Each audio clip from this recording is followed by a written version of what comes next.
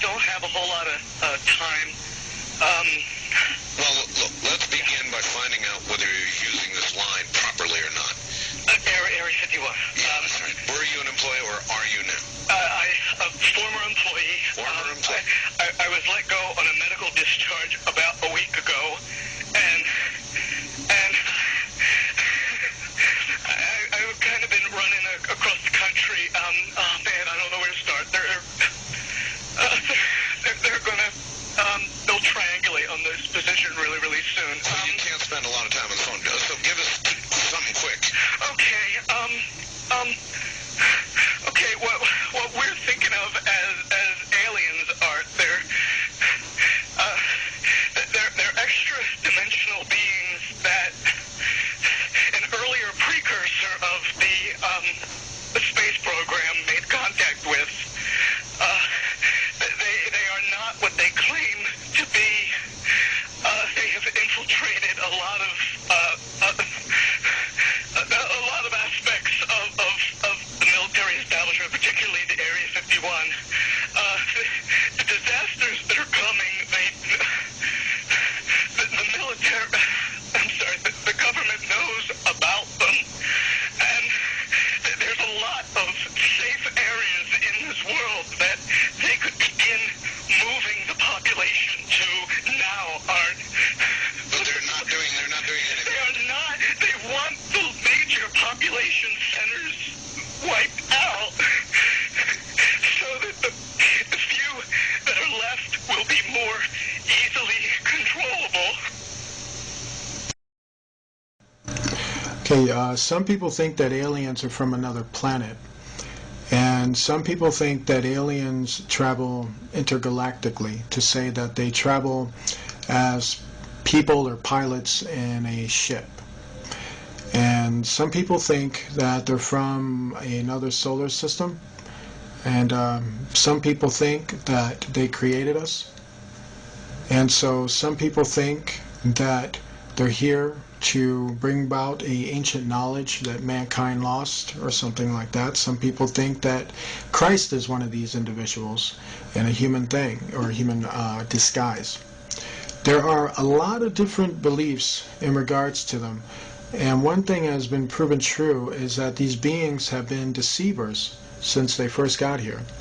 And every time they told a ruler or a person that they came from a planet or they came from a society and that they were created under a different God than we would know, it has often been shown to be a lie. They seem to also change the story of their origin, and history has shown that over and over again. And what I mean by that is to say many times when people thought that they were on another planet, it turned out that under hypnotic trance, through hallucinations called either holographic images, they were meant to think they were on another planet. Some of them have literally woken up in the midst of having this technology operated on, and they realized that they were actually in a laboratory room. And unfortunately, when they realized they were in a laboratory room, they realized that there were human beings in that room, and there were actual, real Nephilim beings in that room. They realized that they were not on a planet, but they realized that they were somewhere on Earth, and they were in a secret place where they were being experimented on. Some of them are actually using ships, real technological ships, to kidnap people. That does not qualify them as coming from another planet, as the way they would define it. So let's understand a little bit more evidence on that. Let's go back to the intergalactic thing, okay? If they're from an intergalactic world, let's say they're from 9 solar systems away from us, and they were from a technological world that is 9 solar systems away from us, that world would be far more present than non-existent as we're in that state now, meaning the traffic would be so heavy that you would see it, and you would clearly see it all the time. Interesting thing about space is that the solar system that we live in is actually called clean space, meaning there aren't really a whole lot of debris and gases and things in our solar system. It's It's very clean. But the solar systems that are around us are filled with very dangerous gases, and they're filled with strange anomalies, weird type of rocks. And basically what I'm saying is, for the kind of technology to travel warp speed at such a speed and power that it would probably kill them before they even got here. The gases would definitely ignite with nuclear energy sources. This is why deep interstellar travel is not possible, because the more and more further you go out into space, the more and more dangerous it becomes to travel. So if there was intergalactic activity going on, where people are actually blasting themselves from that solar system over to here, the traffic and the accidents and the explosions from these accidents would be so magnificent that they would be seen from Earth. And so we don't see anything like that. Not anything like that at all. And let's say they manage to get through the gases and the rock formations and everything else. Let's say they develop some type of technology where they could actually do that. Still, what you don't factor in is that you will see them coming before they even got here. And the whole world would actually see them coming before they even got here. You don't see that.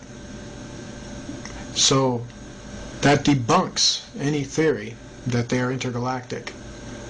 Also, if they created us, then who created them? You got to recognize that the universe is far bigger than an alien, as they want to call it. And these aliens do not have appropriate explanations for these things.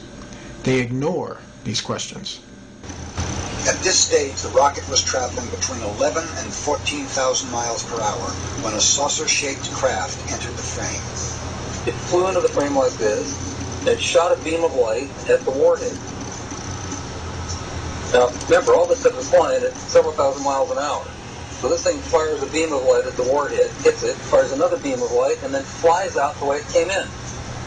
And the warhead tumbles out of space. In many incidences where these beings have been confronted, Jesus Christ has often been asked of them. And you know they actually say that he's real? They can't even deny him.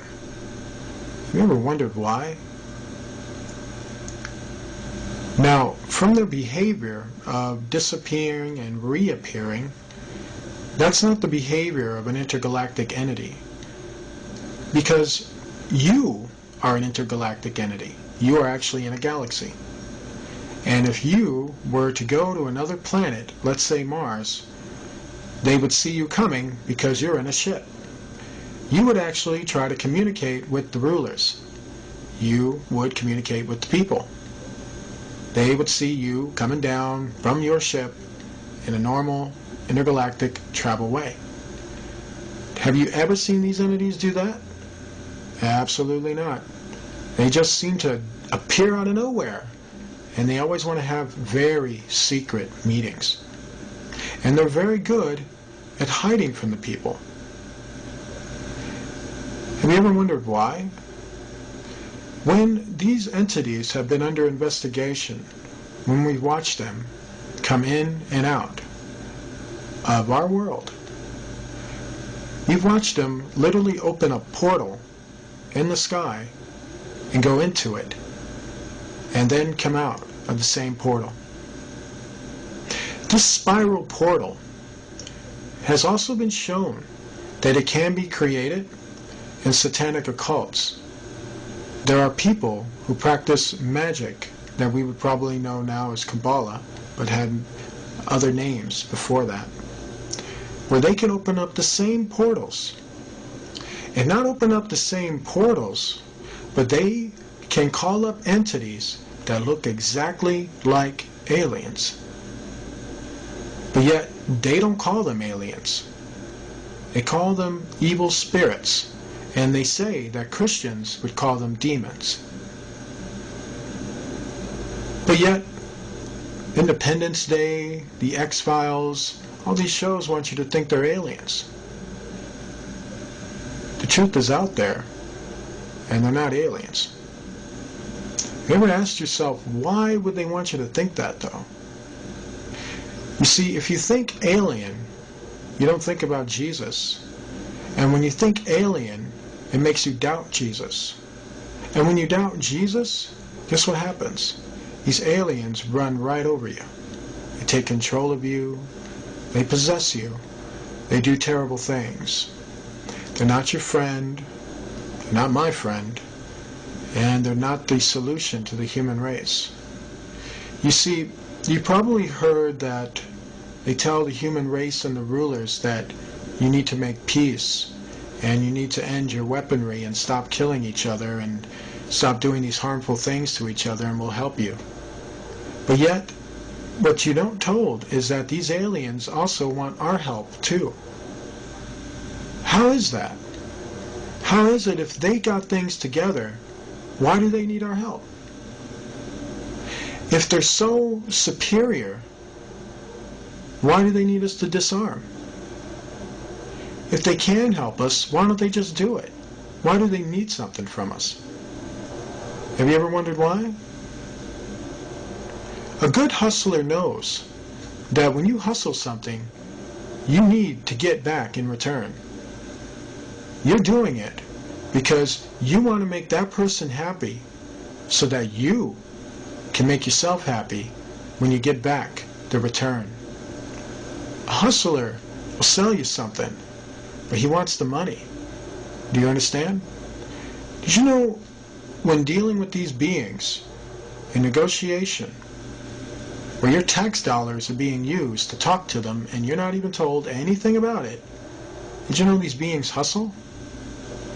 They promise people technology. They promise people to solve all their medical problems. They promise to show them the ruins of planets and to take them there and to help them build a society there without the people, which is you, me, and the people they're supposed to be ruling over and basically feeding us and take care of us and making society possible for us. A former astronaut who walked on the moon says aliens exist and that the government has been covering up incidents of contact for years now.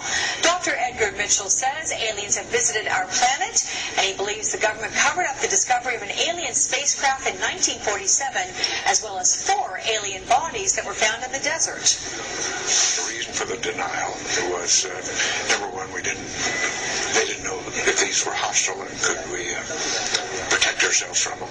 They didn't want the Soviets to know, so they devised to lie about it and cover it up. Well, Dr. Mitchell is a veteran of the Apollo 14 mission, and he walked on the moon back in February of 1971. I've read about this incident you had in 1951, and you said you saw literally hundreds of unidentifiable flying objects. Yes, they were flying quite high. How high we couldn't tell because we couldn't get anywhere near their altitude. But they were either very large craft way up or smaller crafts still well above what we could get to. For a day and a half, all of this happened. But then no one wanted to talk about it. Well, we sent a report forward on it, and the answer that finally came back months later was they were probably high-flying seed pods, which didn't sound very logical. But the real question here that we've been addressing is, have we been visited? Are we, since we are now a spacefaring civilization, having only gone to our own moon, but have our visitors, the aliens, have they come to us? And all the evidence is yes. So what is it that you want to see the Obama administration release? What is it specifically? What do you think is there that we need to see? Well, the other nations, and this has been a global phenomenon, other nations in just in recent history, the Belgian nation, the French, the Brazilians, the Mexicans, the Argentines, all of their files have been opened up. And there's no reason in the world why the U.S. files, the leading nation in the world in this period, should have been reticent in opening ours too, except special interest groups. So Edgar, but let me ask you, I mean, for all the stories that have leaked over all the years, I mean, and there's always somebody somewhere that's going to leak something, and if there was really something there, don't you think by now somebody would have said something? Well, it has. People have been saying it all along. But for example, just the explanation to the Roswell incident has changed every few years, and a new story comes out. If it were really that simple, if it weren't what it really was, you wouldn't need all of these various stories coming out. And so the attempt to cover this up and to disguise the issue and create misinformation and disinformation is very well recorded. And the documentation from very fine researchers like Dr. Robert Wood and his son Ryan, who have investigated all of the early documents, all point to the same story. Hey, we're not alone here. We've been visiting. There's a monolith there, a very unusual structure on this little potato-shaped object that goes around Mars once in 7 hours. When people find out about that, they're going to say, who put that there? Who put that there?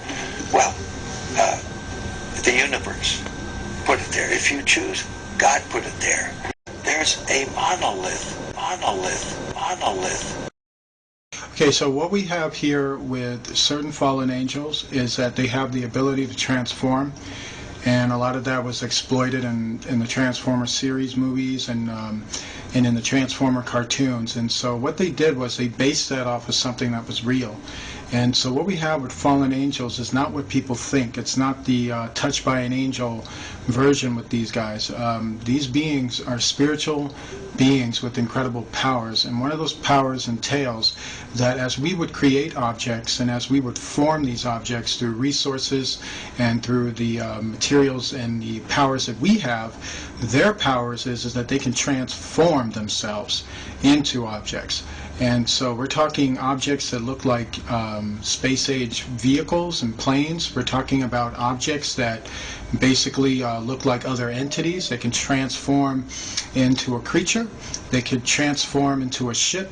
They can transform to even look like the implements that we have. They can literally transform themselves to disguise themselves as a car, as a plane, and as a lot of different type of objects. There's really nothing they can really do in terms of transforming. We do know that when it comes to the fallen angels, they don't have as much power as they normally would in terms of their transforming abilities, but they do have them at a very good length. So they're not totally depowered.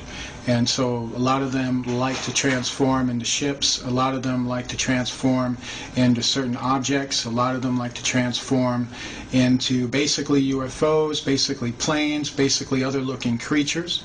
And sometimes it gets sporadic. You know, sometimes they kind of, you know, from a lot of the transforming and using the powers that they use in our dimension, and it kind of weighs heavy on them. You know, they can't always maintain it. They can't always maintain the form or the shapes that they take, and sometimes they go a little crazy in the atmosphere. And then sometimes that's caught on camera, where they're just like morphing into like a UFO and then a dragon and then other types of forms of spiritual reptilian-looking you know, helixes, if you will, you know, combinations of different forms. For instance, you'll see some transforming from a UFO into a dragon-looking creature and then back again, and then it disappears and then comes back again. And when it's doing that, what's happening at that moment is that it's freaking out because it can't maintain its form in our dimension, and they don't want to go back to the other dimension they just came from. So they try to struggle with it. And sometimes when they come into our dimension, they're pretty set in their form or their shape, and they're able to maintain it for probably long periods of time before they end up dissipating, and then another group comes in. And so there is a weakness to them, but we don't have the weapons to really combat them, to tell you the truth. I mean, fighting them is like throwing sticks at them. It's not going to work. You know, you can throw a nuclear warhead at them, and that's not going to work. You can shoot bullets at them, and that's not going to work. When it comes to the full spiritual beings, the full fallen spiritual beings, I'm not talking about their Nephilim children, who are another story, because they can morph too, but not as well as the fallen angels. The fallen angels, to understand them, they're usually balls of light And then they have demons that can also appear that way. So it's tricky identifying them. But one thing that you can do is when you pay enough attention to them, or if you spent enough time observing them, you start to notice how the demon lights are not as transformable as the fallen angels. Fallen angels are, they can basically transform within seconds and disappear within seconds. And the demons, or the spiritual demons, they seem to maintain a certain form, and then they're known to just basically dissipate a lot quicker. And so that's probably the only way you can tell on that end, when it comes to these beings. Aliens are two types. Aliens, is what people will know them, are actually fallen angels. And fallen angels have more power than people think. They're more creative in their deception than people think. Fallen angels like to pretend to be aliens. They'd rather you think something different other than what the truth is. And then you have the Nephilim, who the Bible says were the children of the fallen angels.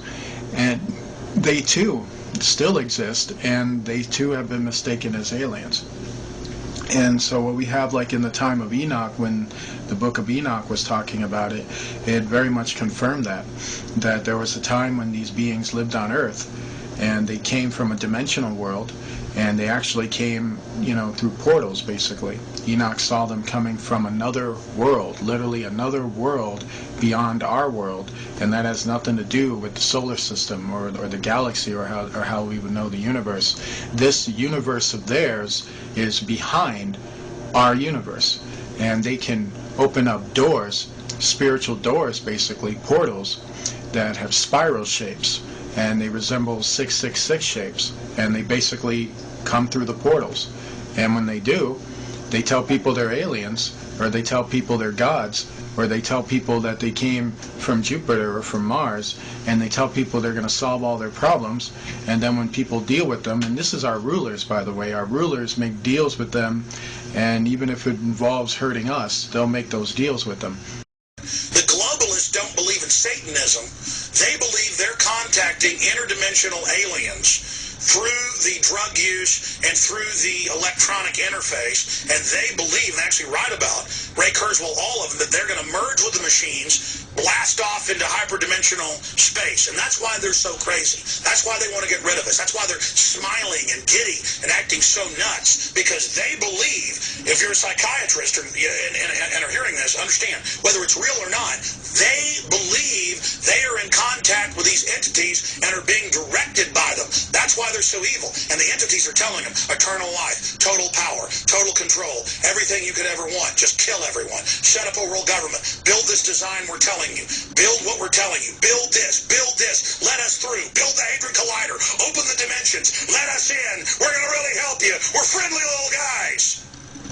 They'll think for 1 minute they come from a planet. Next thing you know, well, we didn't come from that planet. We came from another planet. And, oh, we didn't come from that planet. Oh, yeah, we did come from a dimension, but, you know what I mean? And so they lie. They've been lying for like centuries. So the thing is, when you look into them, when you really, get some guts and decide to, investigate them and find out where do they come from by simply, doing the things that investigative science taught us, which is to investigate, origin, investigate matter, investigate movement, investigate all these things that would make a person or defy what a person is. How you can tell something is a dog and what a dog does and where a dog goes and what a dog eats and what a dog does in terms of, its lifestyle. And so when you do that with so-called alien study, guess what you find out? You find out they don't come from another planet. You find out that they don't move galactically. You find out that they move interdimensionally. They move through parallel portals. When we talk about like Enoch, when we talk about what makes Enoch so important, why, what's the big deal about Enoch, why is everybody going toward the book of Enoch? There's two reasons why. What happened in Enoch's time is happening now in our time. And that's scary, because what happened in his time was pretty messed up. Okay, so what we had that occurred in Enoch's time was that there were rulers that were on that earth, powerful rulers who were worshiping evil spirits. These evil spirits told these rulers that they came from another planet and that they were going to solve their problems for them, and that there was more God than just the one true God. And so they believed in that for like hundreds of years for a while, and these were like descendants of even Seth. And what happened is that over time, while these rulers were worshiping and not taking warning from the other sons of God, those entities backstabbed them. And what happened is that the more and more the rulers worshipped them, and the more and more they got control over what they did, it allowed those entities to enter further and further into our world, to the point where they received enough energy and enough permission from these rulers to literally enter our stratosphere. And when they entered our stratosphere, they came in full invasion force. The book of Revelation tells us that's going to happen again. We are living in the stage where the beginning of that is already happening. So what we put this picture is Hitler basically meeting up with the fallen entities, and that was basically irregular for him. He had a very large interest in basically following them and basically communicating with them and basically talking to them. And these beings were, very much part of the plan and the destruction of World War II. You'd be amazed at the fact there's a lot of attacks in World War II that they actually took part in, that history tries to cover up or tries to bury. I mean, if you look back at maybe 15 years from 9/11, so many people will have a different view and a different explanation to that. But when it all comes down to it, the Bible tells us that fallen entities are involved, and our leaders shake hands with them and greet them, and are happy to see them. Hitler is also very much involved with the 13 council members, and so he's very much a guy who reports to them. And this is one picture that you're looking at right here. This photograph was actually snapped, I believe, during an attack at Antarctica, if kid you not. Hitler didn't die in 1945. He actually died later on after World War II because he was hidden in that base for a while. This was a photograph that was shot of one of the UFOs, if you will, one of the Virginia aircraft planes that attacked an aircraft carrier. Right before it decided to unleash a hail of missiles on it, one of the soldiers snapped a picture of it. And these are the things that you got to really wrap your mind around, because when you don't wrap your head around it, you're going to get very caught up in it. This is also the same deal.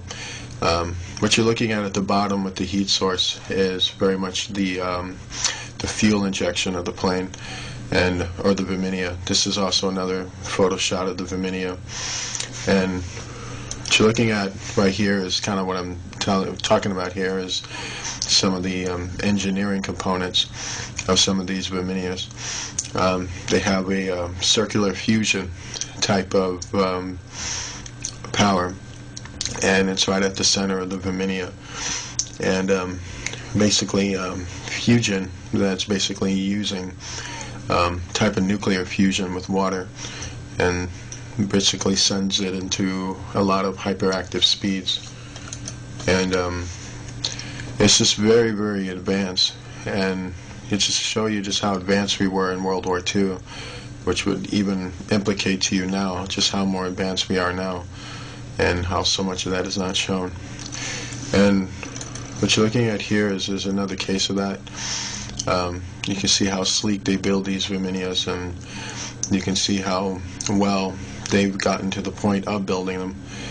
They're nowhere near to the point where they used to be, but they've gotten there now.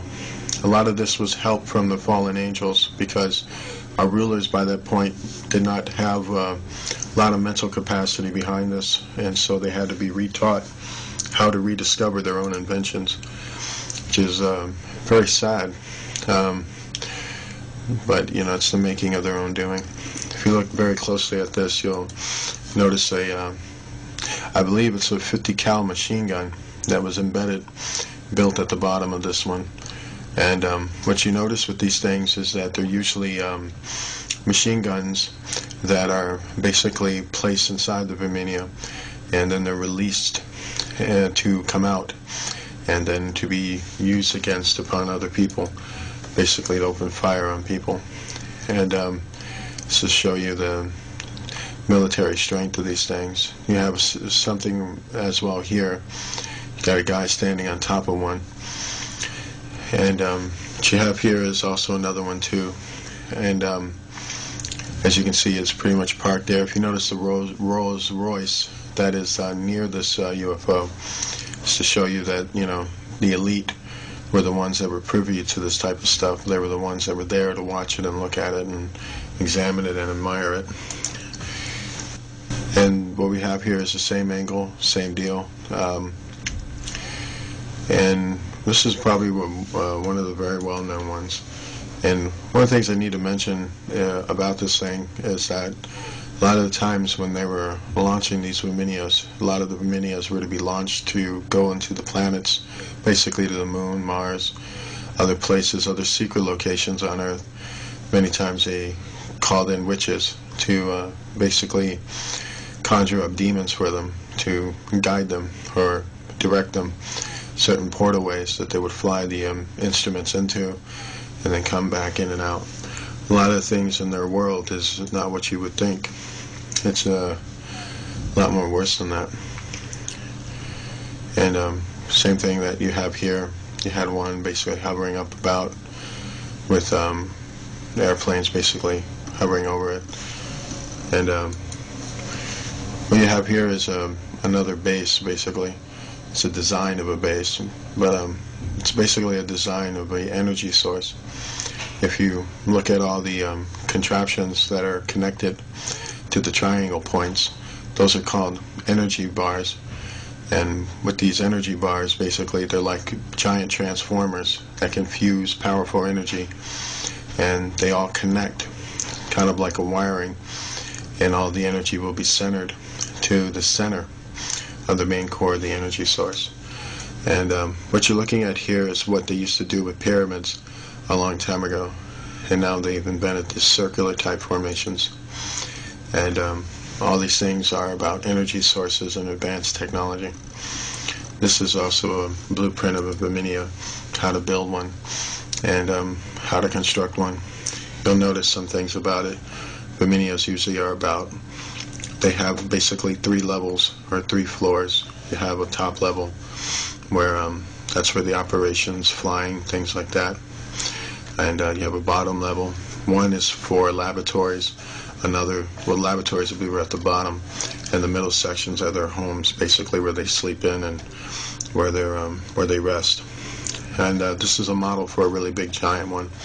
This is the Nazi base, and what we have with this base, it's very old. It was built, and the starting building construction on it was in the 40s, late 30s to the 40s, and right now it's one of the most advanced colonies on the moon. It has technology that would literally blow your mind away. Right now there's about 2 million people living on there, on that base. It's actually a city, and it's very, very big, very huge. You have literally advanced space-age technology there. It's one of the last things left of the Reich Empire of Hitler. It's now part of the Rothschild Illuminati colonies, and they control it right now. And it's basically their moon base, and it's just very, very advanced. The swastika building, as you're seeing, is very huge, and there's so much more in that area that's very much shrouded in the darkness. But if you were to get on the ground level, you'll see just how huge and massive this thing is, and just how big it really is. The top part of it is a huge satellite on top, and just very, very advanced, filled with aircraft hangars and all kinds of other advanced technology there. Basically, they almost live in a Star Trek world there. It's quite interesting. What we had here with the astronauts doing this was that they were setting up mirrors, and what they were trying to do was, they know that in the occult that certain mirrors scare off evil spirits because they don't like to look at themselves in a mirror, which is another reason why evil spirits like to appear as the host or some other entity or person. Their real true form is so horrifying that it even horrifies them. And so that was the aim at setting up the mirror. But the mirror was so, how do I say, it's so amateur. You know, they were basically using folding mirrors, and just wasn't a smart idea. I think it was just more done out of panic. You know, one of those things you do where you're so scared, just figure out the next thing to do. And what you have here is the same deal. They were basically on a base, and they're in basically a facility that's mostly underground, but it has a few bases on top, a few housings on top. The government really hates this picture. They hate it for a lot of reasons, because it's too real. You notice the golf club there, and that was from the fact they were playing golf at the time. You know, basically to, I guess, I don't know, to relax their nerves. When they were told to get off the moon, they found it absolutely offensive that they actually came up there to play golf, which is why Americans are not welcome on the moon, because they're considered to be ignorant, and they're considered to be rude. And, you know, I haven't seen anything that could tell me otherwise. This is like another shot of their getting confronted by fallen beings. Notice this pit right here. They were basically filming the animal life underneath the caravans of the moon. There's a lot of species on the moon. A lot of people don't know that. There are beings called selenites who have wings. There are reptilian creatures that are under there. They resemble small little, from what I understand, they resemble small dinosaurs or small dragons. They're very, very small. And this type of species, they have one for the moon, and there's another species like it on Mars. They tunnel under the ground. At the time when they were doing this was a later Apollo mission, as you can tell with the rover they had. And this means it was after Apollo 11. And then when this mission was going down, basically they got confronted by the fallen angels. You'll see them up here. There's actually 5 of them coming around. But every one fallen angel is probably like 20 or 30 of them. Remember, they join themselves. They basically fuse themselves together and travel in a light source. And so I always remember that, like when Jesus said to the demoniac in the garden of the Gardarians, the tomb areas, he basically asked him his name. The demon gave one name. He said, "I'm Legion." One name, but yet we are many. But this is to kind of show you, like when Beyonce says, "I'm Sasha Fierce," there's a whole lot more people to Sasha Fierce. And so that's kind of what you have with aliens too. They travel in the same way. Same thing here. You have 2 of these beings coming up the surface, and basically there too. Basically I have a similar thing, got a light source showing an odd spectral being in the air, and more spectral beings here. Very similar to what I'm talking about. You see how they travel close together. You got one here, and then you got one here. The Bible says that they're beings of light, meaning spiritual beings. And these are also pictures of basically them covering up moon structures. This is NASA telling you there's nothing up there by erasing what's actually up there, so that you can go home and think there's nothing up there, even though you'll never go home and think, well, if there's nothing up there, why are they doing this? You know, what's the point of this? Why would you do that? You know, that's basically to show you that they're hiding what's up there. They don't want people to know about what's going on there, what the deal is, and stuff like that. So that's why you have a lot of these buildings that are just being basically covered up. Same thing here. What you have here with this structure is that it's a ruin, a very massive ruin, and it's basically a temple. And from what I understand, it's very, very huge. The structure is probably a good 5-6 miles wide, with probably going up to about maybe 15 miles high. It's very, very huge. And it's one of those structures that hardly ever gets talked about. But very, very powerful indeed. And We have more of the same type of thing here when they were basically landed in this area here. This is when they were filming the abandoned city, or the ruinous city. It was a city made of metal and crystal. I kid you not. Many of the buildings had huge giant holes in them, or they were halfway destroyed or hanging. They were mostly ruins. They filmed and actually shot photographs of this massively wide buildings, massive area, and had to cover up the whole entire thing with pitch black. But because there was so much crystalline in the photograph, a lot of people were able to just use a lot of infrared and a lot of other camera ways to bring out the images that were being covered up in there. So with the greenness and the blueness and other things, you're starting to see that there was something huge, something quite massive that was there, that the astronauts were to go there and basically extract technology from there and basically film it. What's so heartbreaking about that is that you won't see that in the National Museum. This is back to what I'm talking about here. You'll notice it here. There's a big opening right here, and when the other astronauts on this mission, when some who actually leaked some information, came from the radio transmissions. The radio transmissions revealed that they walked through an opening, and when they walked through an opening, they were basically walking on a platform opening, and they were underneath the structure. And when they looked, they were able to see more of the city and what it looked like. They said this opening structure was made of metal and crystal, that there was metal pillars holding it up, while the rest of it was just crystals. And they basically just walked straight through it. And that was the opening where they walked in, and basically were looking around at it, and then they walked out and started taking pictures of the overview of it. And you'll notice some of these rock things here, there's more to these rocks than people think. There's actually technology that's buried within those rocks. So what they had with this area was that there was a lot of ships ingrained in the dust and the ground of the area, and basically they were taking pictures of the structure that was around them. But what's so shocking about it is you look how small this astronaut is and how large the structure was. You really start to grasp the architectural skills of the old world was mind-blowing.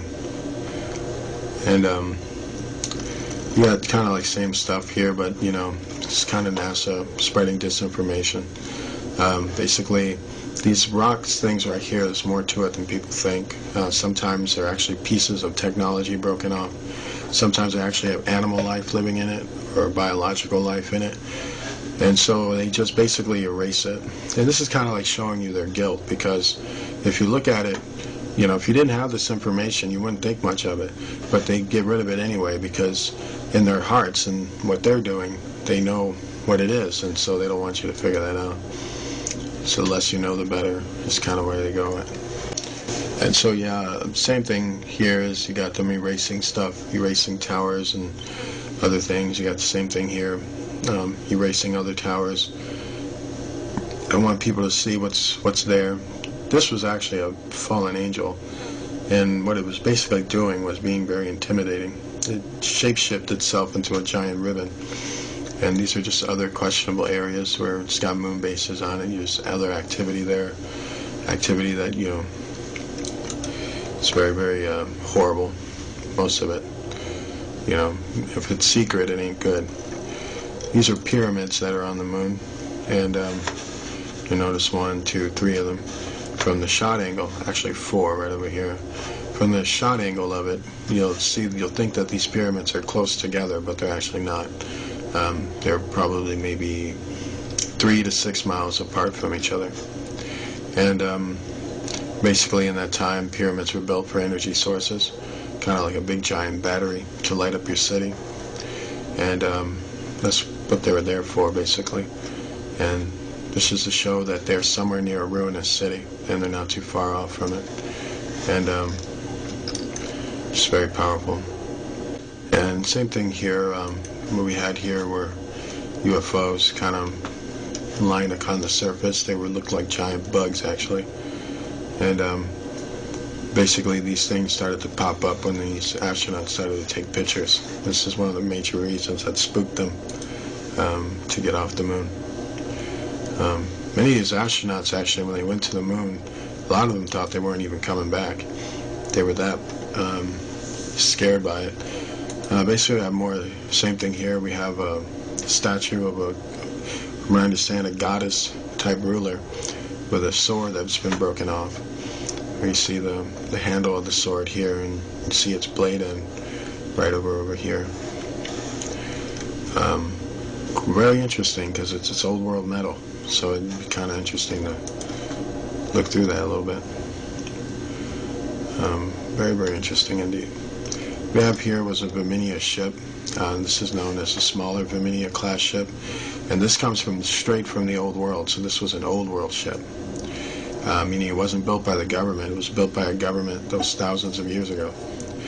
And basically, as you can see, the 3 holes there, it was attacked basically. And but looking at how advanced it is, it's marvelous. From what I understand, they were going in there to take away computer chips that were on it, and to get a schematic, basically, of how it was built. Just a beautiful ship, though. Nothing really quite like it.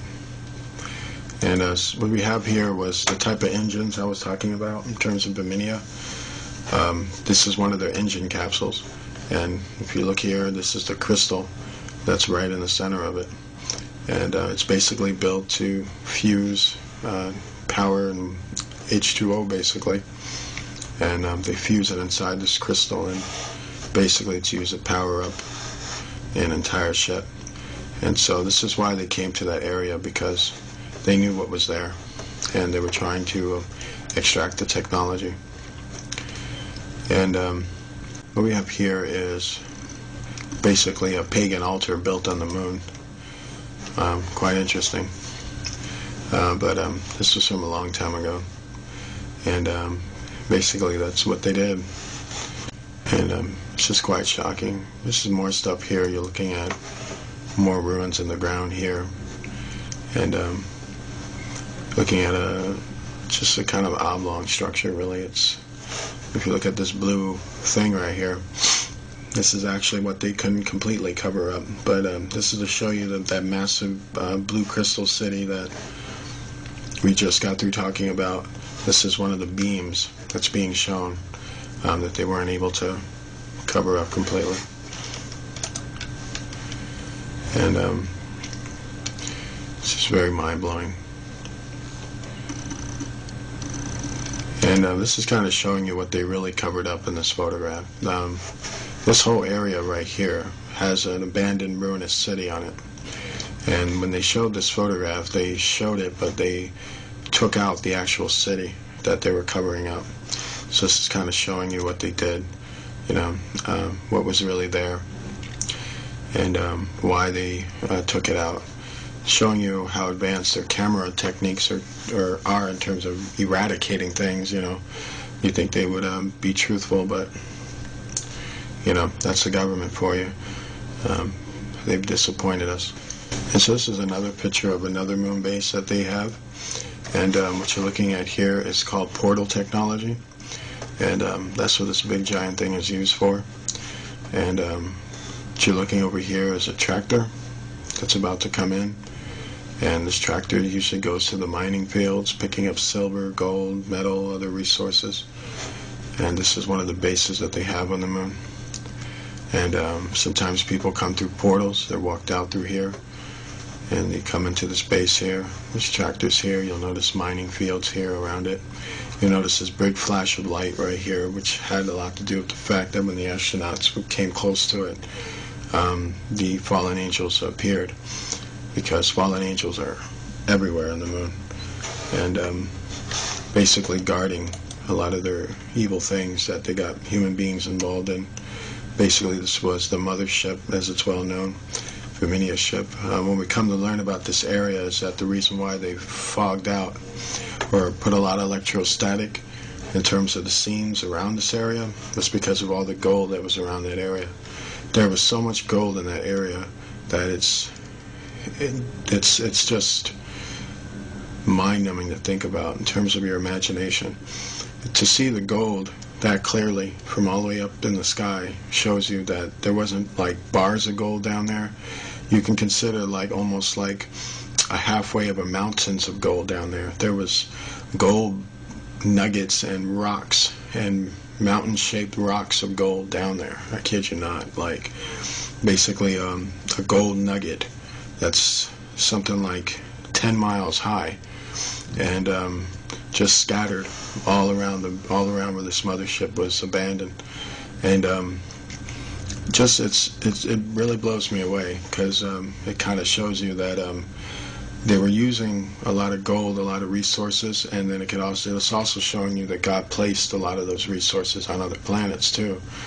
And so what we have there was, basically it was a hot area, and that's why Apollo 20 was needed, and that's why the other missions that they did led up to Apollo 20, because they wanted to get that gold, that technology, they wanted that area. And so it's very shocking. This is to show you how big that ship was. I mean, it's huge. This was the harbor point of New York City, the Manhattan area. And if you look at some of the largest buildings that are in the world, they're nowhere near as big as this ship. And that's saying quite a bit. This thing is absolutely huge. It was so big that you were able to put about a half a city of people in it. And just massive, just very, very big. And it's kind of showing you that the top part of it, or the hill part of it, was actually made in gold. So it's really just very powerful stuff there. Alright, so what we're looking at here is called, first of all, from what I understand, it's an old world structure, and it had something to do with basically a meeting ground place, if you will. If you ever gone to an airport, usually the first thing you go to when you go to the airport is that you go to the airport building. That's what this was. Basically, it was a place where people gathered when they were about to take off. The Germans discovered the ruins of it, and so what the Germans did is that they basically remodeled it. And when they remodeled it, they used it as a base of headquarters when they were extracting resources off the moon, and when they were building an underground base on the moon. So years later, after the Germans built the base, they abandoned this post. And when they abandoned this post, basically they went underground. And then years later, the astronauts came here, and when they came to this specific area, what the Apollo 11 mission was about was to spy on the base, on the moon base of the Illuminati. And not just spy on this base, they were also supposed to take resources off that area. Apollo 11's mission was to do reconnaissance. Reconnaissance is that you're going to film an entire area. You're going to spy on it, basically. And you're going to find out what's there.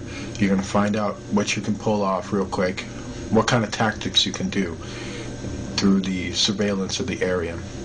And that's what they basically did. They were assessing what they can and cannot do, and they were assessing what was there. And so that's what this whole Apollo 11 mission was about. It was about filming the ruins, filming the resources, assessing what you can do.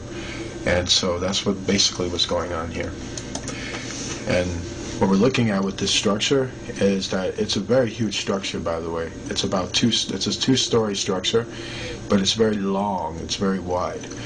And when you go directly into what they're doing here is they're going into the front door, basically.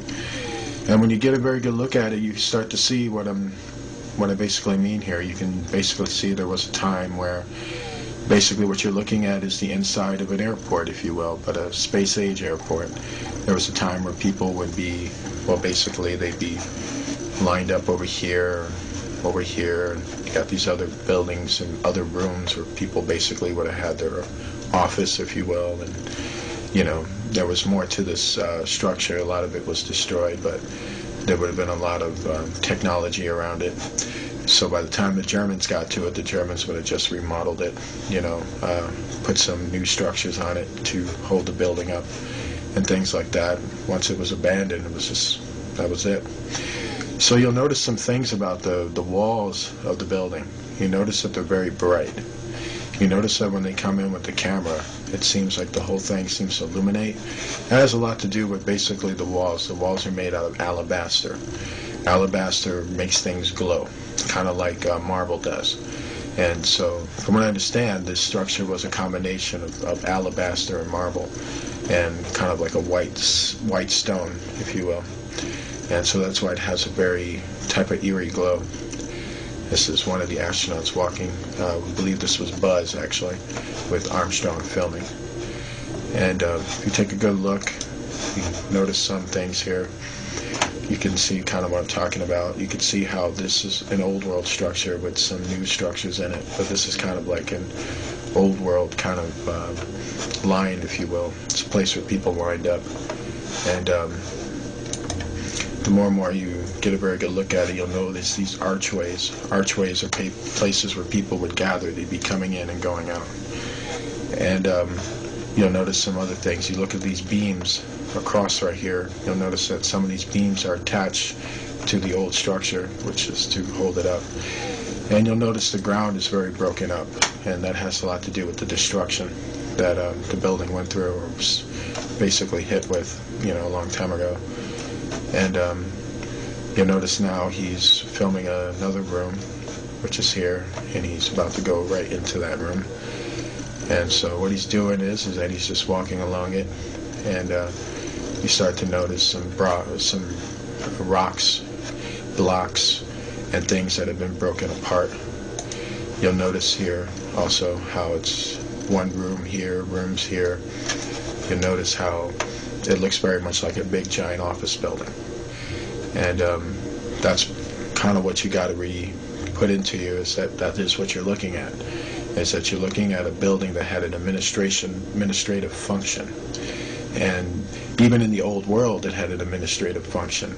And when the Germans took this land, they made it also into an administrative function. And then until after a while, that was pretty much it. And so that's what you're just looking at here. You're looking at a building that used to house very advanced technology, and then the Germans used it, and the Americans spied on it and walked in there and wanted to get a very good look at what's inside there. From what I understand, there was circuit boards that were left around in there. There were metal pieces as well. So basically, they collected all the circuit boards and all the metal pieces, all that type of resources they can carry back with them while filming the rest of the structure is what they did. And pretty soon you'll see that when they're digging up these metal pieces into piles. And so you're looking at more of the structure. What he's basically doing now, he's getting more closer near the ruins of the structure. And now as you see what he's doing, take a very good look at what he's doing. He's looking at the ground because he's noticing that there's metal pieces on this ground. So that's what he came for. And so he's looking around to see what he can pile up. Just getting a very good look at it, at the whole thing. So now you see him walking over it. And if you're wondering why they walk so smoothly over it, that has a lot to do with the uniforms they're wearing. They wear things that are about like 200 pounds, and with the shoes have a very strong adhesive, so it feels like bouncing. But they're not bouncing because of the atmosphere, they're bouncing because of the shoes that they're wearing. And if you look very good at it, you notice how the structure's missing a floor here. You'll notice how with this building, the entire top floor that should be like a ceiling on top of them is not there because that has been wrecked, destroyed. And so only some part is holding up in the back while the front part has been basically gutted. And so this is just more of that. You see these beams here, and then you see these archway beams that I want to keep mentioning it to you. You see more arch beams here and more arch beams here. And that's just to tell you, that it was an administrative building. And people would have been lined up here, they would have been lined up here. They would have been going into another building here, getting their papers or getting prepared for flight. Then they come out of the building. And then if you notice, right at the very far end of this building, that's about maybe a mile off, or half a mile off, is where the Verminia ship is, the one that Apollo 20 went after. And that's to show you what that area used to be. It basically used to be a massive space-age airport. So you're looking at some of the buildings that were left over from it, and this was one of the administrative buildings that they had. So that's more, what you're looking at. If you take a very good look at it, you see how this building, had levels. It was a two-story building with a lot of floors, a lot of inner floors. So basically levels of rooms, bedrooms, office buildings. Basically, that's, what it was, basically. And so I just want to keep reiterating that because, a lot of people look at this building and they'll think it's alien, or they'll think, the Germans built it, but it's a lot more complicated than that, and also pretty simple at the same time. And so it's pretty tripped out. This is what I'm talking about. If you look up here, you can see the floorboards up here, and there's floorboards here, and then all of a sudden there's just this big opening right here, and that's because half the floor on top is missing. Basically gutted. And a lot of things like that, alabaster walls, but you notice how some of these, wallings here are more darker. They don't really shine that well. And so that's to show you that the Germans had to, like I said, remodel. They had to put some of their raw material on there to kind of hold the building up so that they can use it. And this is Buzz in the middle of it. And, it's a funny thing with Buzz is that right at this point, when he's standing in the middle of it, just looking at it, what was going through his mind is the fact that he just could not believe that this was there. Like he's just mesmerized by the fact that somebody built this here before he ever got there. And now he's thinking also, man, I got to go back and tell the people that we're the first ones on this moon and there's nothing here, while he's in the midst of the truth. It's a very eerie moment for him. And if you notice how still he is, he's just standing there, just looking. And so it's just to kind of give you the insight of, what's going on with him. He's just really mesmerized by what he's seeing. And let's get a good look shot at it. You can see how big this building is in terms of width. It's a width building, definitely. But it goes for quite a bit. Like, you got these tunnelways that are going all the way, or hallways, if you will. They're actually hallways. And going all the way down, and all the way down, you see how long this building was. It was probably close to about a mile long. And it's very, very huge in terms of that. And so one thing about old world buildings is that they emphasize a lot on width and length. They were very astute at that. So that's what you got going on here as well. Also, you'll notice there's more hallways here. More doorways, hallway down over here. There's another section over here. It's just mind-blowing. Top of right here is actually the main ceiling right up here. And it's kind of a box-shaped structure, an oblong box-shaped structure. And once again, Buzz is just more in awe. You notice how slow he's moving now, kind of looking around at it, just kind of in disbelief, just, really blown away by what he saw. You're looking at it right here. This is another hallway point, and where they're at, their module is right over here. And so that's what they're basically looking at. And you notice how this room is designed.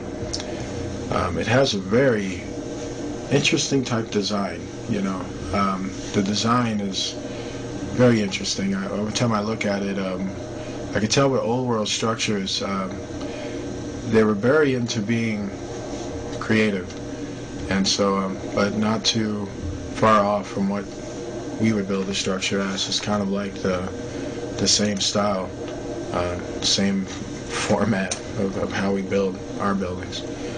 So it's very powerful stuff, and the more you get a look at it, the more you're really floored by it. Okay, so you'll notice that they're on the outside. They're actually filming in the inside, something on the outside.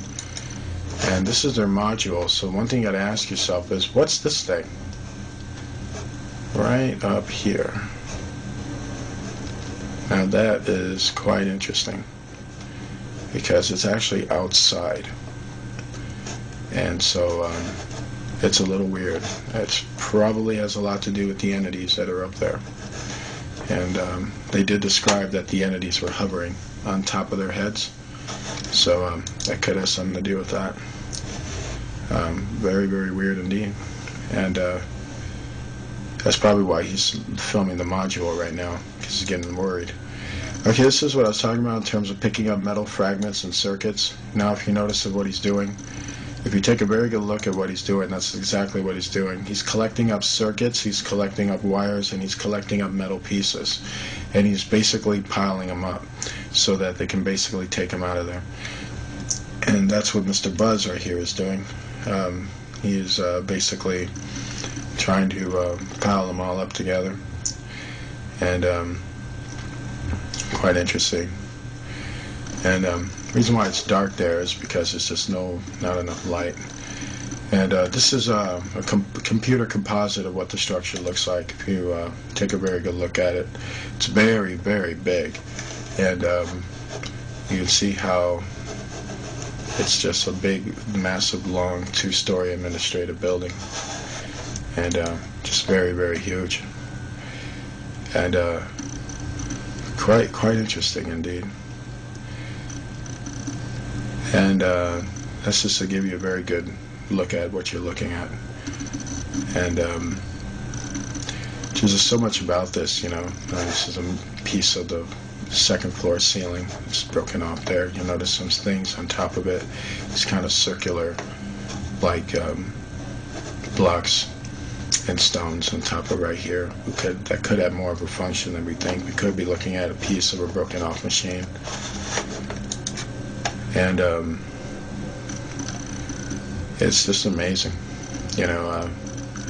Very sad when you look at it too, because you know, you realize certain things, and you know, you realize what we lost due to sin, due to rebellion against God. We cost ourselves quite a bit. And you know, the earth is temporary. Even the planets are. None of this stuff is going to last. You're not going to see this stuff in eternity. And believe me, you don't really want to. The place is haunting, by the way. If you have the astronauts who talked about it, who covertly talked about it, spoke about the feeling of being haunted, you know, the feeling of something was on their back or on their shoulders, looking at the apparitions of the fallen angels, being haunted by them. So the moon is very much haunted. So right now we're going to show you a female body that was found on the moon. And this came from Apollo 20, which was a very covert mission. And it was done between Americans and Russian astronauts. And this mission was the last known mission to the moon in terms of the American involvement of it. And this is the body that you're looking at right here. And you'll notice some things about the body is that you'll notice these tubes that are connected to her eyes and her mouth and to the center point of her head. These tubes are actually flying devices, and they are devices that are attached to the neurons of her mind, basically. They had a technology back then, a long time ago, where they were able to pilot things almost seemingly using their mind, but they were using technology that was attached to their mind to send out basically a particle ray to operate computers that would lift the ship into the air. And so basically that's what you're looking at are piloting devices that are attached to her face. And if you get a really good look at her, you'll notice her skin is very much in place. The people in the ancient world lived for a long, long time. That means that their skin texture was far more powerful than ours, meaning they didn't decay as quick as us. As they lived for thousands of years, it would also take thousands of years for them to decay. And so that's why her skin is still intact. Also, the fact that where she was, it was highly cold. She actually was frozen to death. So when you add that in there, it pretty much you can see why her skin is very much attached. And there's other things you'll notice about her. If you notice, the rims around her hair are quite curly, and you'll notice some of that there, and you'll notice some in the back shot. Basically, those are braids, and she had braided hair.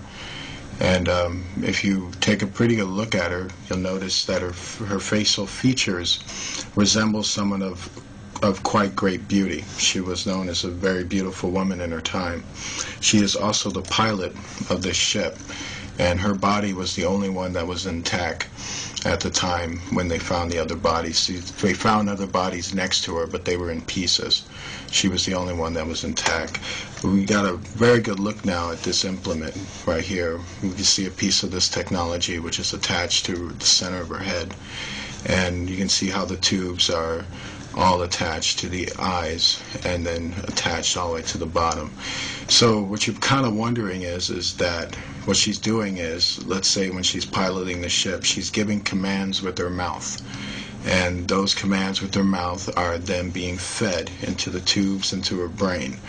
And what it is that there is a machine that is attached or can send a signal from that machine all the way into this device in her head, which would then send the commands to the ship, sort of like being on a cell phone and talking on that cell phone and powering the whole entire ship through it.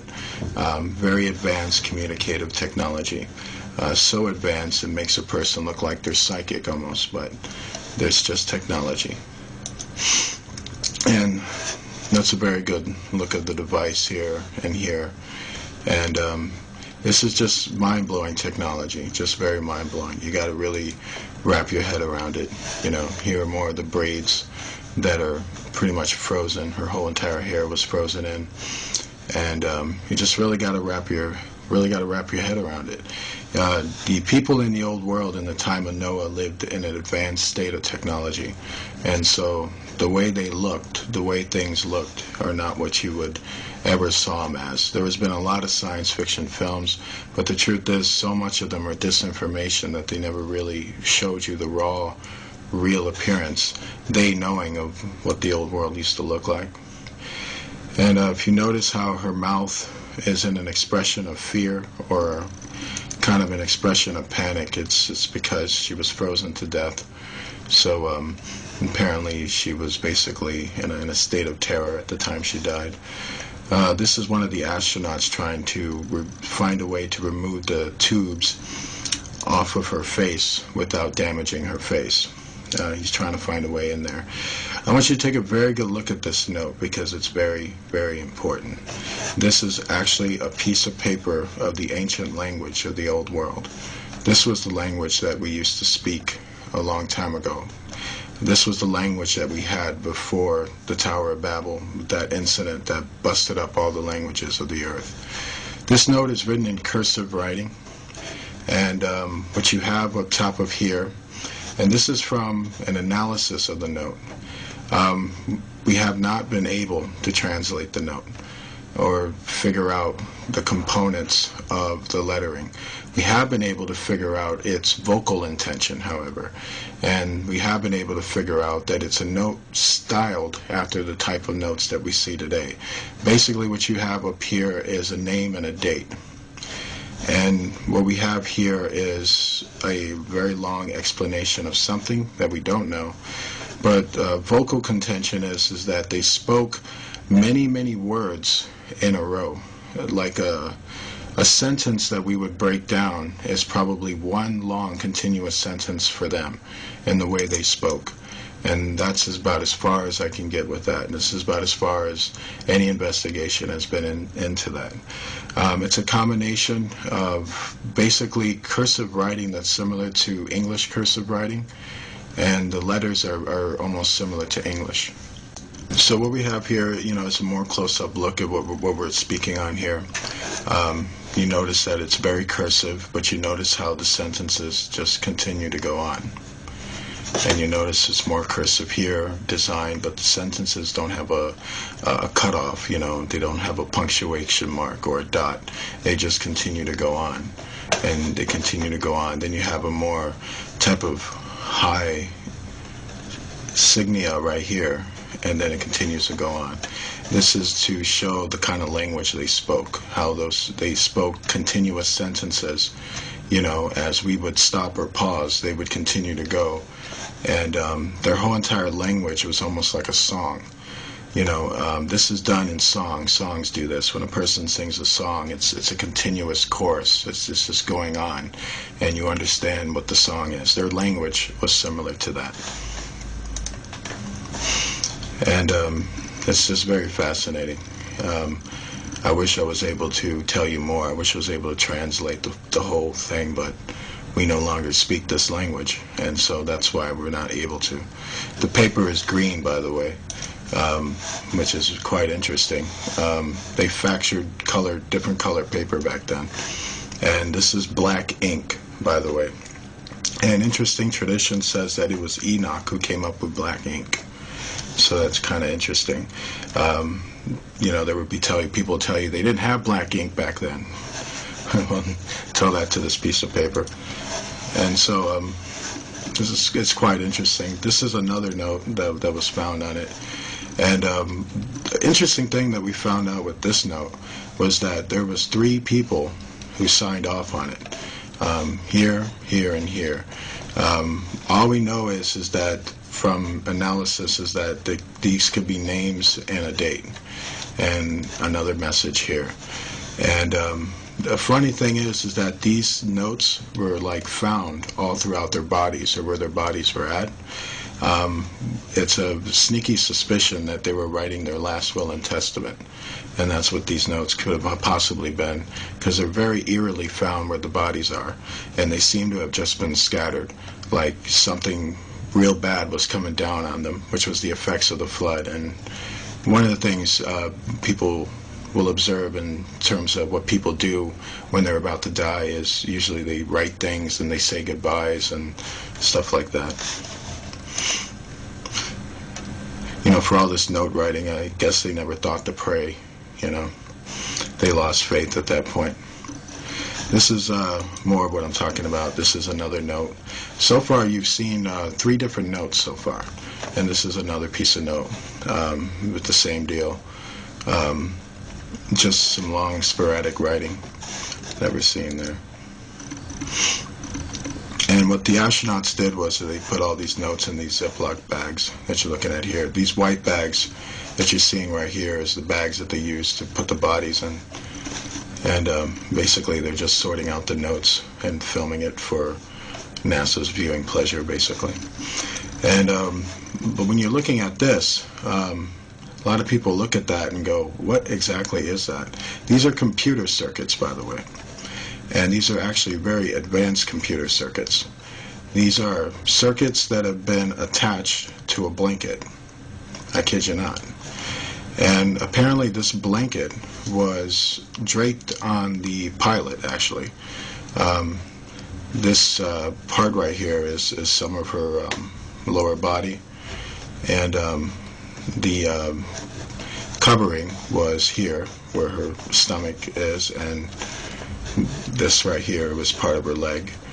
And for some reason this covering was on half of her body, and it's believed that it may have something to do with, there's 2 theories on it. One is that the covering is some type of computer circuit board that's used for the ship. Another one is that it's an example of transhumanism technology, that this daughter of man, this specific female, had cybernetic implants in her, and one of that was this type of covering that was on her leg, which is telling us that the technology back then that they achieved in terms of cyborg technology was very real, and this is a piece of it that's on her. And much of the transhumanism doctrine that's coming out with the connection to what happened in Noah's time very much supports transhumanism, rather than it being a device that's part of a piloting function. It's mind-blowing technology, by the way. It's hard to know exactly what it did for her when it was attached to her. This is a more close-up shot of it as you're looking at it. It's hard to know what it exactly did for her.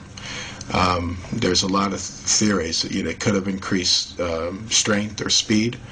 It could have done a lot of different functions like that. And those are usually the main functions, is to increase the strength of a human being by using cybernetic parts. And that's what all of this stuff is, basically. This is a more close-up shot of it. And it's mind-blowing. It's unlike any circuits that you've ever seen or known. These are circuits that are far more advanced than what you would ever have known. Then they work far, far better than anything you can think of in terms of what we're dealing with now, or what the government will have you think that we're dealing with now. This is a more close-up shot of it to get you to really wrap your head around the circuit board of it. When you're looking on the surface of it, it almost feels like a smooth type of painting, almost, or a smooth type of paper, cardboard paper. But when you look further into it, you see that there's actual computer circuits inside of it. And these are the up-close shots of these circuits, and they're just basically coursing throughout her particular implement, and they're attached to her skin, by the way, and that's why the transhumanism technology makes far more sense, because it's very much attached to her actual person. And what you're seeing here is more parts of her body. This is a more up-close shot of her leg, and up-close shot of her body frame, to kind of give you an example of what happened to her skin, or close-up, more telescopic close-up look of her skin. And basically you can see how it's, it seems like instead of decaying, it's chipping. And so that's fascinating. The skin is very hard, and it looks like it's the type of skin that really would take a lot to even cut it. And so it's very strong skin. It's not, you can see how far humans have degenerated. We literally decay. We don't chip away. But back then they chipped away before they actually decayed. And fascinating. And what you're seeing here is her co-pilot, and the co-pilot's head was severed. And so what you're looking at here is the severed head that they found, and it was right next to her. This co-pilot didn't have the implements attached to her, and where she was found, actually, she was found a few, from what I understand, about 15 to 16 inches away from the pilot, and her head was found about 16 inches away, with her other body parts being found in pieces. One thing you got to understand, the astronauts' impression of it when they came onto the site of it, the Apollo 20 crew, was that they felt that a violent incident took place at this time, because the body parts were in pieces, which hence that they were hacking at each other toward the end of it. The pilot seems to have been preserved for two reasons. She may have been the captain, and having privileged knowledge, she may have tried to get away while this was happening, and but basically wasn't able to escape. The meteorites that blew open onto the moon caused a freezing on the moon, that basically if anybody who didn't get taken out by the blast was going to get taken out by the freezing effect. She seemed to have survived the blasting effect, but got caught in the freezing effect, which happened pretty much simultaneously right after the blast. And that's as far as it's known. And what will eerily shock you is that a lot of old world technology that's found all have traces of a violent disturbance that had taken place on it, from having laser holes blasted into them, from bodies being found in pieces, and being found in suspicious ways, showing that they were in a state of panic and violence at the time that the flood effects were taking place. And so much of that is, you got to really wrap your head around that these people were living in a very violent society. This is an after shot of when they removed all the tubes off her face. Right now, they basically got her on Apollo 20, and so this shot right here was basically to show you the after shot of when they had it all removed. They had a female doctor who was with them as an astronaut, and she was the one who removed the tubings off her face. And key things to note is that when they removed the tubes off her face, they said that this ooze, this type of eerie ooze, was oozing out of her eyes and out of her nose. They believe that that might have been part of the cartilage of her brain and the flesh of her eye. That at the time when she died of the freezing effect, it affected the circuits, and that would have fried the inside of her organs in her brain and her optical eyeball. And so that was the oozing stuff that came out. And that's why they don't open up her eye, because there's nothing in there, basically. But we get a very good look at what she looked like. And we can see she was a very beautiful woman when she was alive. She has very voluptuous lips and all that stuff. She's gorgeous. A friend of mine kidded me and said that it looked like Angelina Jolie. But I disagree with that. She looks better than Angelina Jolie. What we're looking at here is the natural mark that's upon her head. It's said that the daughters of Cain, or Canaanites, or people who descended from him, had deformities or specific marks that registered them as being Canaanites. And so this is what we're looking at up here. You'll notice that it's a cross formation, actually. You can see here and here, and so there would have been one here and down here. And there's a serpent form right here. And it is believed that this is the old world mark of the beast. And at that time, from what we understand, she was born with this mark. This is a mark that's actually born upon her. But there were some who were actually taking a mark, or a tattoo mark, that had two type of components. It was a digital chip that was tattooed into your skin. But much is believed that this is her natural, something she was born with, basically. And it's quite sad. What we're looking at here, if you want to know who she is a daughter of man, as was registered in Genesis, meaning she is a descendant of Cain, and she was a witch, and a old world pagan who was a advanced pilot, and she flew a mothership. And she is a member of the Rama Empire, because the ship that she was found in registered to have been part of that old world empire in terms of the technology that was found. And she was found intact, as you can see. You'll notice some damage here on her face, on her cheek here. And this is all chipping, by the way. Her face is starting to chip here. And you'll notice some of the kind of the chipping on her lips and things like that. And you'll notice just how well her face looks. You can tell that when she was alive, she was a radiant looking woman, but she was also quite an evil woman. From what I understand about the daughters of men, they weren't the type of women you took home to mom, if you know what I mean. And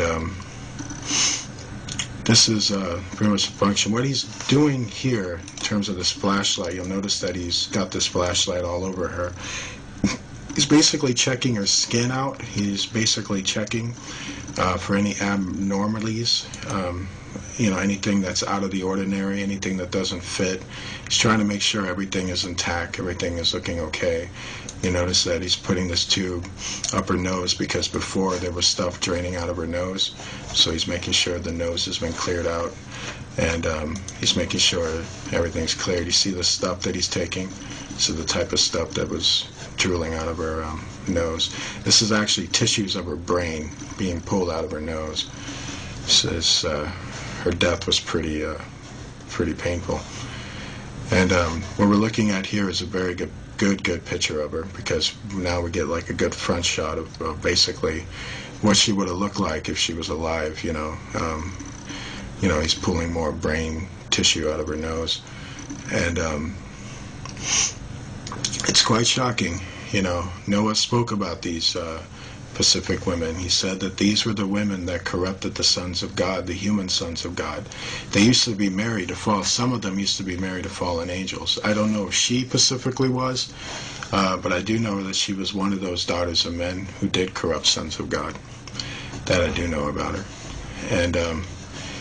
And it's sad. It's a horrible reality to really wrap your mind around how much history has been stolen from you. That you would never ever know this, and that's totally sad. So now we're going to show you the image of the ship. that was found. And the first thing we want to talk about in terms of this image is that it's a very controversial image. And the first thing you got to understand is that this image is being brought to us by a very advanced telescope. And it was a telescope that was attached to the technology or the equipment of Apollo 20. It was an instrument that they had that was extremely advanced. And so basically we're looking at an image that's actually being looked at from basically thousands of miles into space. And basically they had a technology much like a telescope. You know, when you look at a telescope, the objects look smaller in the telescope, and so this is what we're seeing here. And they're actually seeing it through a computer screen as they're moving the telescope. And so with that understanding, that's the understanding you need to have as you're looking at this footage. And also you're going to notice there's a lot of static in this footage. That was actually done by NASA, and I'm going to tell you why you'll see that static. And if you take a very good look at it, at what they're looking at here, you'll notice how the ground is shiny. In fact, it's very, very shiny. In fact, it's shining yellow, and that's because there's a lot of gold. And when it starts to static up a lot, that's actually what they're trying to hide. They're trying to hide the fact of what they were really looking at and what they were really going after. They were going after gold, technology, resources. It's the same old man with the same old hang-ups, no matter who's ruling it.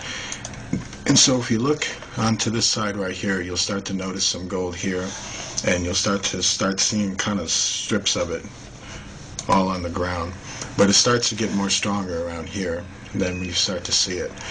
And what you got to notice about this round gold plate up here is the fact that if you were on the surface looking at it, it basically would look like a mountain of gold down on the surface where you would be at. That's a lot of gold, people. This area is Fort Knox right here. This one area right there, probably more so. And then look right here. There's another massive mountain of gold right here too. And that's just mind-blowing. I mean, there's gold on the moon, and a whole lot of it. And there's an area there that just has a big, massive mountain of gold. And that's what this whole area is. And that's why they're going over this very, very smoothly. And they're trying to get, first of all, they're trying to get a logistics for where to land, where to go, where to walk around, and basically what to pick up. And so now they're basically scanning the area, and so that you can get a very good view of basically the surrounding and the terrain that they're in. And soon they're going to start to come across the mothership. And this mothership that you're about to see is the ship that the daughter of man, the female corpse, was found in. And she was a pilot of this specific ship. And the ship seems to have been in the hangar, or its hangar. The area, or this area that the ship was found around, is believed to have been some type of airport, basically a space-age airport, that was basically decimated and destroyed. And so if you're looking now, you see a lot of these meteor rocks, as you will, and they're all over the ground now. You see them here, basically you see them everywhere. And these are not natural rock formations. This is the sign of a great devastation that took place in this area. These are the rocks that were shot out of the earth like meteors, and they scattered all over the moon to destroy it. And so that's what you're seeing, is these massive holes in the ground. And now you're seeing it all through here. You see these things starting to light up right here, here and here. This is more gold that's being found there, and it's all over the place. Now the static comes, and this is NASA. NASA's trying to now hide what they're trying to see. Now it's more gold, and not just gold that you're seeing here and here, but now you're starting to see the ship itself, which is right there in the hangar.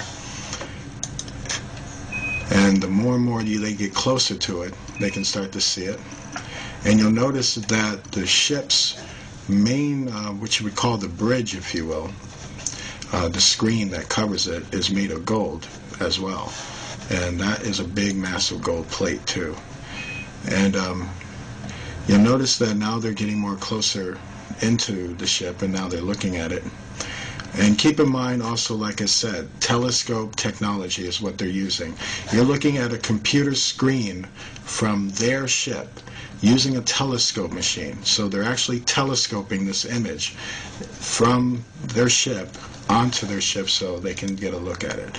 So knowing that, to know that's important is because this thing is a lot bigger than you think. It's actually far bigger than Manhattan itself. That's how big this ship really is.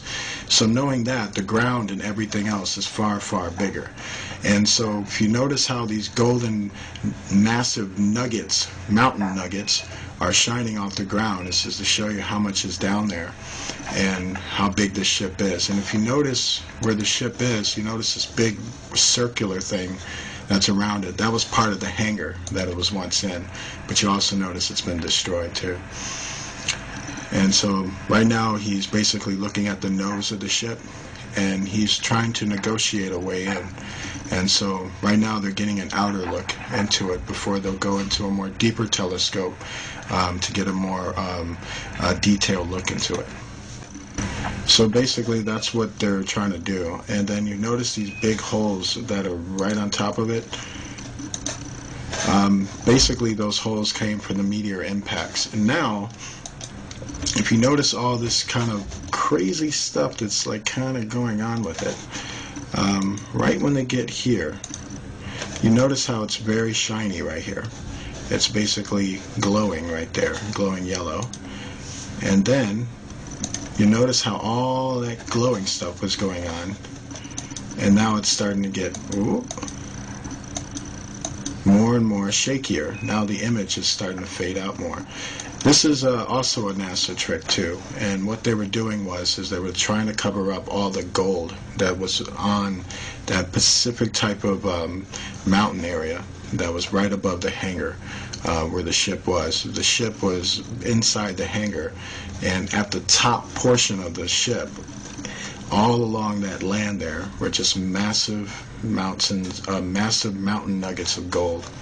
And that's when it starts to get more and more staticky because they didn't want you to see that. And it's quite shocking. There's also a lot of bright spots in this video that were very suspicious of entity activity that was going on. And from what we understand about that is that every Apollo mission was spied on by the fallen angels, so they haunted them and many times harassed them when they were doing their missions. And so you're noticing more of it. You see more of these kind of gold contentions here, and you see right there,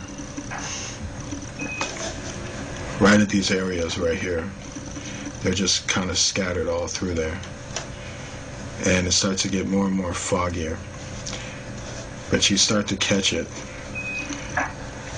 when you start to take a good look at it. And then right up here too, it's more and more glowing. A lot of yellow golding glow. All of that are basically massive gold pieces. And with the light, basically all that lighting, that red-blue lighting that keeps happening every time they focus the camera over there, that was NASA's effect on that, basically trying to cover up what the camera was catching. And so that's why it's basically glowing all those reflections. We want to thank you for watching our video, and we want to leave you with basically this important information about the footage that you just saw. This footage is very, very important because this is the footage that is going on in the world. This is the world that you don't see.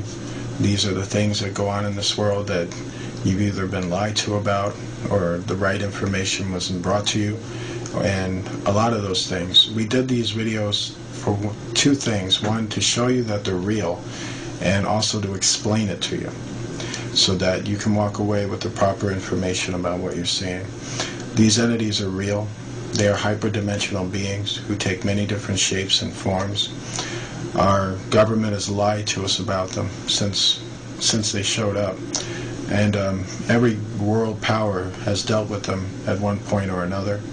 And every world power has also lied to their citizens regarding them at one point or another. And the world that we live in is not quite what you think it is. And when it comes to our history and our past and the threat that we're dealing with, Right now, that was the threat of the past. Basically, if you don't know your enemy, and if you don't know history, you're doomed to repeat it. And it's best that you wrap your mind around the truth of what you're seeing and understand that it's real. And we're affected by it each and every day, and we're always close to it each and every day. It's a time to basically reflect on what you saw and reflect on your faith in Jesus Christ, because he is king of that world that they come from, and he has everything in place. It's a time to really take what you saw and realize that the Bible supports this. This is the reality the Bible's been talking about, and this is what you've been denied in church. Church should be teaching you this stuff, but instead we have to. We hope more people will teach others. God bless you and good night.